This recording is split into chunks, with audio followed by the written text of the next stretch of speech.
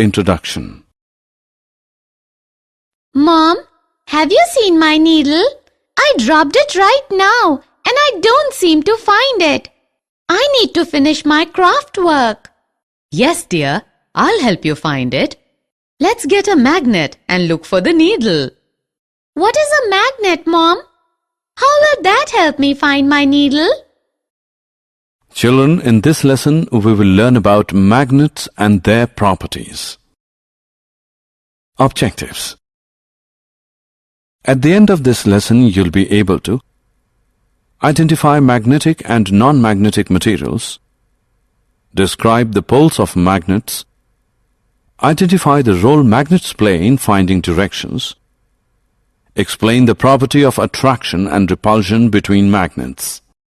History of magnets. There is a popular legend that leads us to the discovery of magnets, which involves an elderly Greek shepherd named Magnus. It says that Magnus was herding his sheep in an area of northern Greece called Magnesia about 4,000 years ago. Suddenly, the metal tip of his stick became firmly stuck to a large black rock on which he was sitting.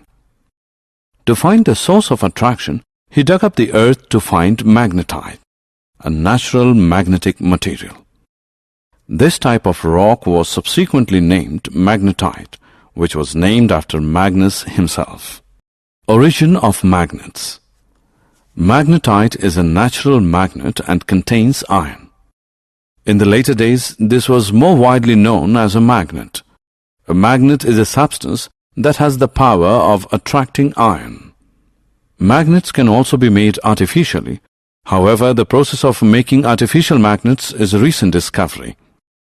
Artificial magnets come in different shapes, for example, bar magnet, horseshoe magnet, etc. Types of materials. Now let us look at the types of materials. Materials that are attracted by magnets are called magnetic materials. For example, screws, nuts, bolts are magnetic materials. Materials that are not attracted by magnets are called non-magnetic materials. For example, wool, cloth, bricks are non-magnetic materials. Self-assessment. Drag the magnetic and non-magnetic materials in the respective boxes. Poles of a magnet. When you move a magnet over magnetic substances, you will see that these substances get attracted to particular parts of the magnet only. These are generally the two ends of the magnet. These ends are called poles of the magnet. Finding the right directions. Once you know about the poles of a magnet, you should also be able to mark the location of the poles. Let us now look at why poles are important to be marked in a magnet. We all know that to find directions we use a compass. This compass has a needle that keeps moving in all directions, but when steadied always points to the south. This helps us in finding directions accurately. This is why we need to mark the poles of a magnet. Making your own magnet. Let us look at the steps to create your very own magnet. Let's take a paper clip. Use a thick and strong magnet. Move the clip over the magnet repeatedly in the same direction. Perform this step 50 to 100 times. The movement needs to be quick. Now to check whether the magnet is ready, bring a nail close to the clip. If the clip does not attract the nail, then continue the same process for some more time. Keep in mind that the pole of the magnet and the direction of its movement should not change. Attraction and repulsion.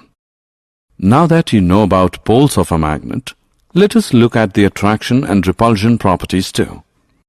In the case of magnets, when the south pole comes in contact with the north pole, these get attracted to each other. This is better known as opposite poles attracting each other. Similarly, when the south pole comes in contact with another south pole of a magnet, they do not attract each other. In fact, they repel each other. This is better known as similar poles repelling each other. Taking care of magnets. We are now aware of the attraction and repulsion properties of a magnet. To keep magnets safe and in working conditions, follow these guidelines. Do not heat, hammer, or drop magnets from a height. They will lose their property if done so. Keep bar magnets in pairs with their opposite poles on the same side. Use wood to separate them. Keep a piece of iron across the poles of a horseshoe magnet. Magnets should be away from computers, mobiles, television sets, music systems, and compact discs. Summary. Let us summarize what we have learned. A magnet attracts magnetic materials. The ends of a magnet is known as poles of magnets. A free magnet always points in north-south direction.